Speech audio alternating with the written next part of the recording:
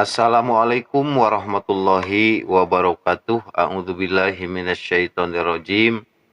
Bismillahirrahmanirrahim. Alhamdulillah para penonton setia Sukalillah multi channel. Alhamdulillah urang tiasa ngalajengkeun kana pelajaran kitab Safinah.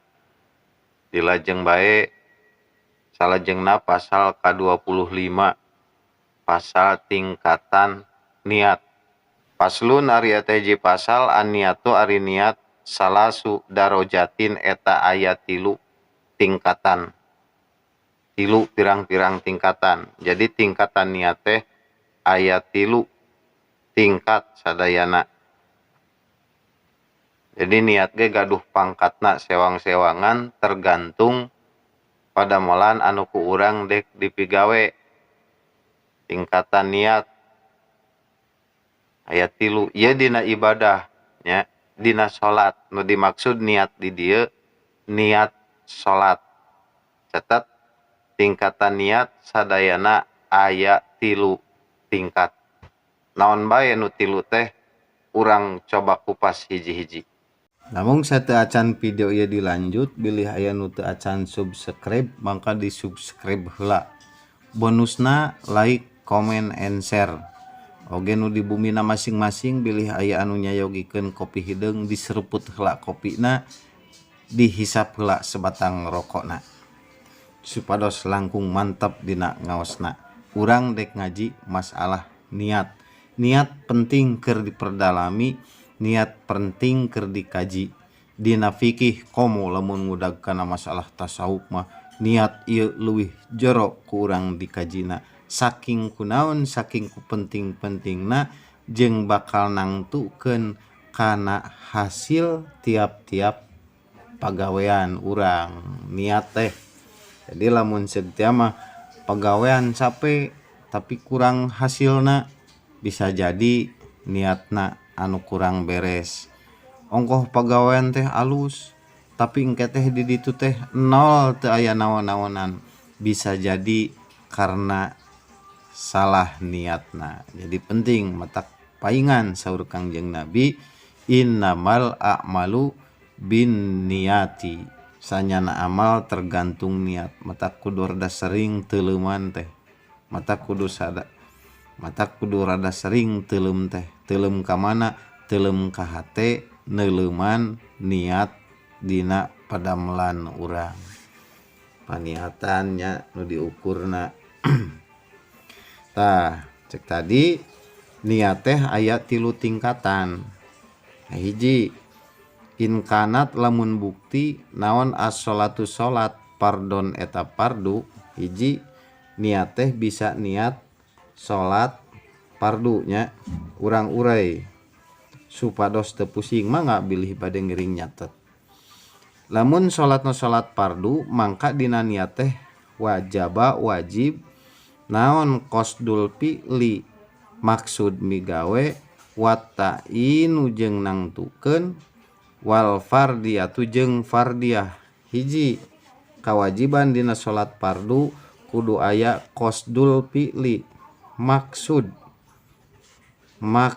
migawe. Kadua, wata'in nangtukeun keun ke kapayun aya. Katilu, fardiyah. Nah, ieu tingkatan salat fardu. Wajaba qasdul fi'li wata'in wal fardiyah. Wa in kanat jeung lamun bukti itu salat nafilatan eta salat sunat.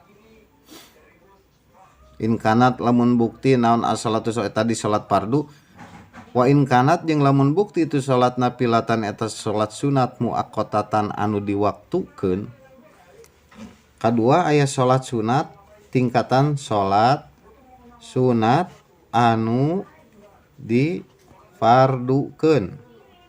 Seperti karotibatin seperti sunat rawatib audata sababin atawa sunat anu ngabogaan sabab. Salat sunat rawatib nyata salat sunat qobla jeung ba'da salat fardu eta salat sunat rawatib. Audata sababin atau salat sunat anu ngabogaan sabab seperti sababna aya salat janajah teh sababna aya nu maot. Mun nu maot ulah salat janajah nyolatkeun saha. Terus aya salat samagaha. Naon pang salat samagaha? Nah, ku sabab aya samagaha. Nah, eta teh salat data sababin disebutna. Salat sunat anu ngabogaan sabab. Jadi salat sunat teh aya dua, aya rawatib, aya data sabab. Nah, salat sunat anu ngabogaan waktu diwaktukeun. Itu salat sunat teh. Tahajud tengah poe nya moal bisa karena peuting boga waktu. Kitu teh salat sunat anu diwaktukeun. Salat duha ba'da lohor lain waktuna. Isuk waktuna. Nah, eta salat sunat rawatib atawa data sababin. Eta termasuk salat sunat anu diwaktukeun. Nah, salat sunat anu diwaktukeun salah nulis teh tadi teh salat anu diwaktukeun. Tah kitu jadi konten kreator teh Baliut. Salat anu diwaktukeun wajaba mangka wajib naon qasdul fi'li maksud migawe wattain jeung nangtukeun. Kawajibana dua salat sunat anu diwaktukeun kieu mah. Naon? Hiji dina niatna teh wajib maksud migawe. Kadua wajibna ta'in nangtukeun. Nah, ngan dua kawajibanna teh. Nah, nu katilu wain kanat jeung lamun bukti itu salat nafilatan eta sunat mutlaqon anu mutlak. Salat sunat mutlak teh teu boga waktu, teu boga sabab, niat salat we 2 rakaat. Nah, eta disebutna salat mutlak. Jadi salat kan katilu salat sunat mutlak. Nah, kitu aya tulisan dokter. Kawajibanna teh naon? Wajaba wajib naon qasdul fi'li maksud migawe pakot hungkul. Tah ieu mah kawajibanna teh ngan saukur maksud migawe. Nah, naon bae maksud migawe nangtukeun terus aya pardiah. Nah, naon nu dimaksud qasdul fi'li nangtukeun jeung pardiah wihan deui tah ka dieu al fi'lu ari fi'lu migawe usoli eta lapad usoli. Lamun dina ucapanana dina salat pardiah maksud migawe teh ucapan nawaitu usoli. Nah, nawaitu usoli niat abdi salat. Tah teh maksudna maksud migawe. Terus dina nangtukeun urang dek salat naon watain jeung ari tain dohron eta duhur au asron atau asar. Nah, tain eta nangtukeun dina salat fardu urang dek salat naon misalkeun mun salat duhurnya nawaitu usolli fardu duhri. Terus nawaitu usolli fardu asri, maghrib, isya, subuh pon kitu keneh. Tah eta dina salat fardu. Tah jadi maksud migawe teh lapad nawaitu usolli ari nangtukeun waktuna. Urang dek salat naon misal duhur atau asar gitu kan. Maghrib bisa jeung nu sanesna. Katilu kawajiban pardiah. Wal pardiyatu jeung ari pardiah pardon. Mana? Fardu lillahi ta'ala. Nah, jadi dina niat salat fardu kawajibanna ieu. Di luar ieu hukumna sunat. Nawaitu usolli fardhu dhuhri arba'a rakaatin mustaqbilal kiblati adaan fardu lillahi ta'ala. Eta dina salat fardu.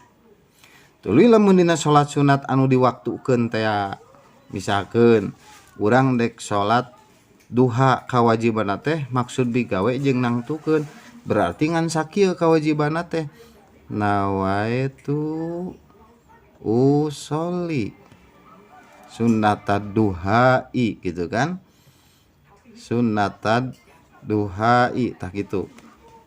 Niat abdi salat duha atau niat abdi salat tahajud ngan sakitu kawajibanna teh. Kadituna sunnata lillahi ta'ala. Nah, salat sunat anu mutlak,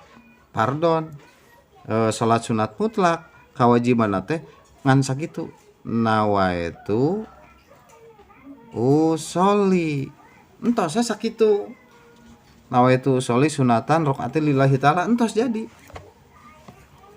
Tah ieu tingkatan niat tergantung dek salat naon kurang mangka didinya kadah apal dina aturan niat namun salat fardu 3 kewajiban nyaeta maksud bigawe nangtukeun jeung pardiah.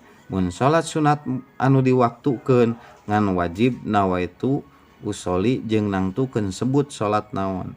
Mun salat sunat mutlak maksud migawe hungkul cukup kulapad nawaitu usolli sunatalillahi ta'ala.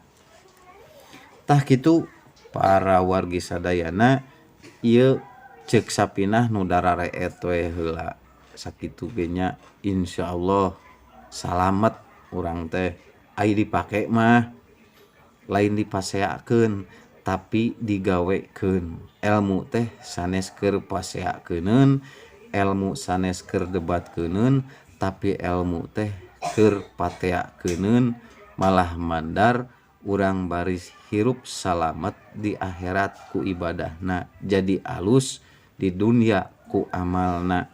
Tak itu para wargi sadayana mudah-mudahan tiasa dimangertos ke insyaallah urang lajeng deui kana pasal nu 20 genep nyaeta syaratna takbiratul ihram dina salat. Hatur nuhun insyaallah janten amal soleh.